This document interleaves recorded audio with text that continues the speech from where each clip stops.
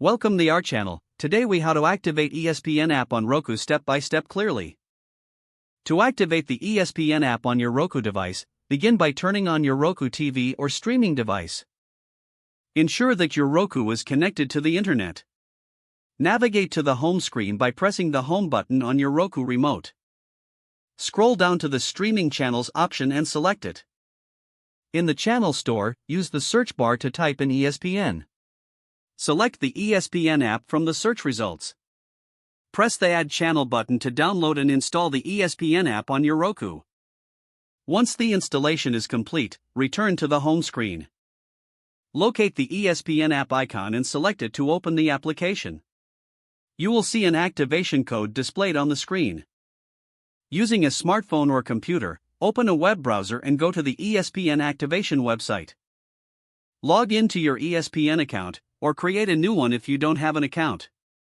Input the activation code displayed on your Roku screen into the designated field on the website.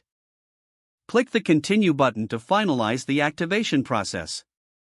Return to your Roku device, and the ESPN app will refresh automatically. You should now have full access to the ESPN content on your Roku. Enjoy streaming your favorite sports and events. If the page does not load, refresh the browser or try again in a private or incognito window. Make sure you are using the correct email address, then retype it carefully to avoid small typos. If your password is not accepted, use the reset option and create a new strong password you can remember. Check your spam folder for verification or security emails, then complete any requested confirmation steps. Enable two-factor authentication if available to improve account security and reduce unauthorized access risk. After signing in, review your profile details so your contact information and settings are accurate and current. If you see an error message, note it down and try again after restarting your device and internet connection. Log out when you finish, especially on shared devices. If the page does not load, refresh the browser or try again in a private or incognito window.